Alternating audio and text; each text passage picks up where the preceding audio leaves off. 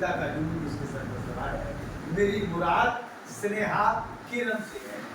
आइए स्नेहा किरण जी, आया हूँ यही बात, मैं सूरज को बताकर इस धूप के टुकड़े को मैं रख दूंगा बचाकर। है तेज हवा जरा सलीके से राहत कर, इन मासूम शराबों से यूं न लड़ा कर। स्नेहा किरण धन्यवाद। आपने मेरा परिचय इस अंदाज से दिया।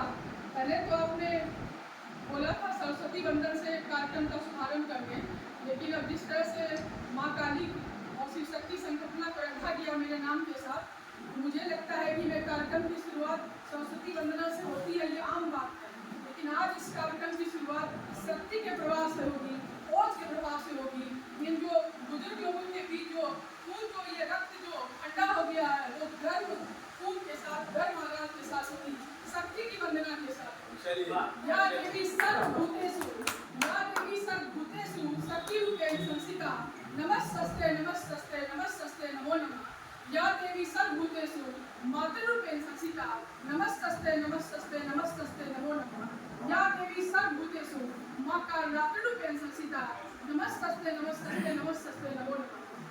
दुर्गे दुर्गे रक्षणी स्वाहा, दुर्गे दुर्गे रक्षणी स्वाहा, दुर्गे दुर्गे रक्षणी स्वाहा।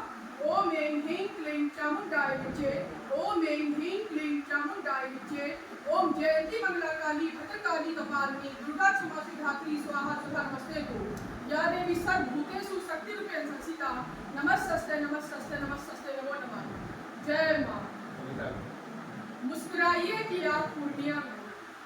नमस्कार साथियों, सर्वप्रथम आज इस भव्य समारोह में आए हुए सभी अतिथियों, मुख्य अतिथि महोदय, आदरणीय सभी आदरणीय कार्यक्रम के उद्घाटनकर्ता एवं अध्यक्ष महोदय आदरणीय श्री देव नारायण पासवान देव बाबू, बुद्धिजीवी पत्रकारों, प्रबुद्ध अधिकारीगण, जनप्रतिनिधिगण, विशिष्ट राजनेताओं, शुद्धि कलमकारों, क्रांतिकारी कवियों और तमाम आदरणीय श्रोताओं का मैं हार्दिक अभिनंदन करती हूँ।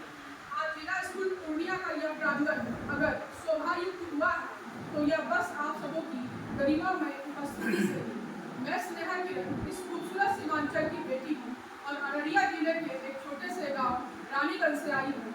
ऐतिहासिक जिला पूर्णिया के शैक्षणिक व सांस्कृतिक धरोहर तथा विरासत के प्रति जिला स्कूल पूर्णिया को आज मैं इस कार्यक्रम के आयोजन के लिए बहुत बहुत शुभकामनाएं और साधुवाद देती हूँ, जिनके सार्थक प्रयासों से आज इस सभा सदन में शिक्षक व लेखक डॉक्टर राम नरेश भट्ट की शोध कृति वज्जिका गीतों में जन चेतना और कविता संग्रह नींद नहीं आती पुस्तक लोकार्पण समारोह सब काव्य गोष्ठी का आयोजन किया गया है।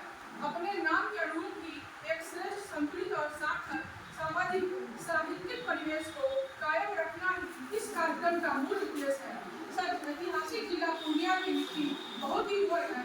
वक्त के न जाने कितने थपेड़े लगातार खाता हुआ, कोसी नदी से अटकेलियां लेता हुआ, आंचलिकता की सोनी गंध समेटे यह क्षेत्र अपने आप में न जाने कितने साहित्य सर्जकों, विद्वानों, बुद्धिजीवियों व मनुष्यों को अपने आगोश में समेटे हुए है।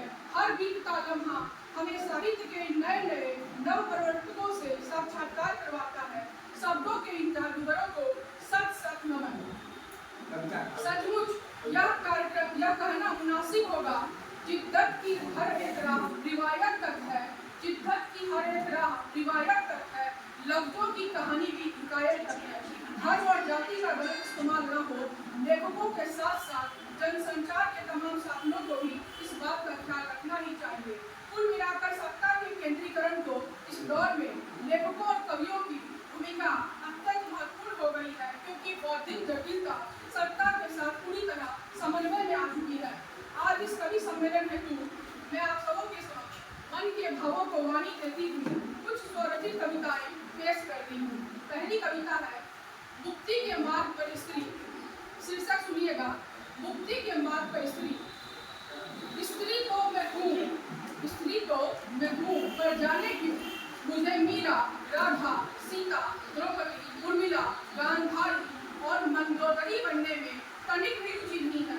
मुझमें गार्गी सा तेज हो, मणिकर्णिका सा ओढ़ हो, यह रास्ता बेहतर है उस रास्ते से जिसमें आपको खुद को पूरी तरह स्वाहा करना पड़ता है, पूरी तरह होम करना पड़ता है और इस अंतिम त्याग के भी सत्य आप तक पहुंच नहीं पाता, वो दरवाजे से ही उल्टे पांव लौट जाता है।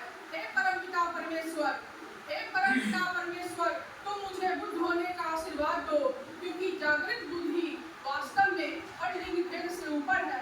तुम मुझे मुक्ति के मार्ग पर छोड़ दो।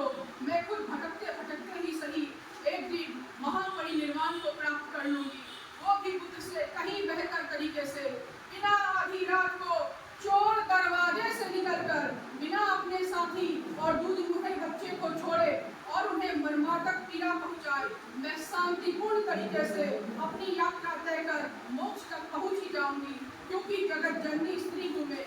मेरी क्षमता बुद्ध से भी अधिक है, क्योंकि बुद्ध को भी मैंने ही जन्म दिया है, और मुक्ति पर मेरा भी उतना ही हक है जितना कि बुद्ध का। ध्यान में पड़ी स्त्री संसार का दुर्लभ दृश्य है, और स्त्री की मुक्ति संसार की धरोहर है। दूसरी कविता सुनिए, खूबसूरती क्या है भाई, बहुत गहरे में उतरूं तो मूलतः एक श्राप ही तो है। इस पैमाने पर हम ताउम्र टांगे जाते हैं। हमारी हर कला, सपने और प्रतिभा को हमेशा सत्य के नजरिए से देखा जाता है।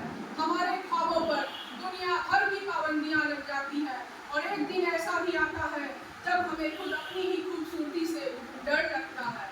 खिन्न हो जाती है हमें अपने इस खूबसूरत चेहरे से, छूने तक का दिल नहीं करता कि हमारा खुद का प्रेम ही हमें बार बार ठग लेता है, जी भर कर ठगता ही रहता है, और यह फिजा भी हमें ही कसूरवार ठहराती है। सारे इल्जाम हमारे ही माथे पर थोपे जाते हैं, और फिर इन सब के बावजूद भी हम हर रोज सुबह अपनी इसी शक्ल को आईने में देख कर कह उठते हैं, गालिब सच ये दुनिया ऐसी लायक है कि हमेशा ठोकरों में रखी जाए।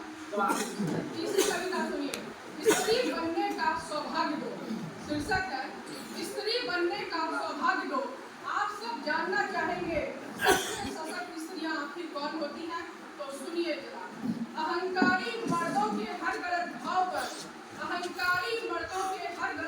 पर, खुद के आत्मसम्मान के लिए निरंतर लड़ने वाली वे बेहया स्त्रियां, इस घृणित पुत्री सत्तात्मक समाज की हर मर्दवादी कुत्सित सोच पर लगातार दहाड़ने वाली स्त्रियां, हर यातनाओं, हर दुर्भावनाओं, हर बदमिजाजियों पर, जीवन की उन तमाम दुखद यादों पर आंसू तक न बहाने वाली स्त्रियां, अपना कलेजा सिलौट रखने वाली स्त्रियां, दिल में बारूद रखने वाली स्त्रियां, अपने जीवन को किसी के भी शतरंज की बिसात न मानने वाली वो लड़ाकू स्त्रियां, अपने हर सपने के टूटने के बावजूद भी मौत तक को ठेंगा दिखाने वाली ऐसी बेहया स्त्रियां, जो किसी भी सूरत हाल में कभी नहीं छोड़ती हैं सपने देखना, खुद को चाहना, खुद पर प्रेम लुटाना, जो भूलती नहीं कभी खुद को, जो जानती है दर्पण में दिखने वाले शख्स से हमेशा प्रेम करना, जो सही अर्थों में मानव जीवन का मोल जानती है, जो जानती है कि उसके लिए उनकी मानसिक स्वतंत्रता के मायने क्या होने चाहिए। यही होती है वो अंतिम स्वतंत्र स्त्री जिस पर तमाम औरत जात का वजूद टिका हुआ है। हे प्रभु, ऐसी स्त्री बनने का मुझे भी आशीर्वाद दो, ऐसी स्त्री बनने का मुझे भी सौभाग्य दो, और बस मुझे भी सौभाग्य दो। एक अंतिम कविता इतनी सत्ता पर सुनिए। स्त्री तुम्हारी स्तुति के पहले, स्त्री तुम्हारी स्तुति के पहले वे सब के सब तुम्हें अपने हिसाब से तराशेंगे, ढालेंगे, छाटेंगे, और जरूरत पड़ी तो काटेंगे भी। बस स्तुति भर ही हो तुम इस पूजा में अपनी शक्ति, खूबसूरती और गरिमा के साथ। बस कुल जमा 9 दिन ही मिलते हैं तुम्हें, हर्षोल्लास के 10वें दिन तो यही लोग तुम्हें बहती नदी में स्वाहा कर देंगे। और सबसे मजे की बात भी सुन लो, हर साल यही सब दोहराया जाएगा, साल दर साल तुम्हारी हालात में बिना कोई बदलाव किए, इतनी सत्ता के मायने। अंतिम कविता बेटी। आधी दुनिया की पूरी आबादी हूँ मैं, आधी दुनिया की पूरी आबादी हूँ मैं, सृजन की अनमोल क्षमता के साथ इस धरा के लिए बेशकीमती हूँ मैं किसी की इज्जत नहीं, मैं किसी की इज्जत नहीं, मैं किसी का गरूर नहीं, अपनी इज्जत और अपना गरूर खुद मैं हूँ, बिना मन्नत के मिली जो सबको वही बेटी हूँ मैं।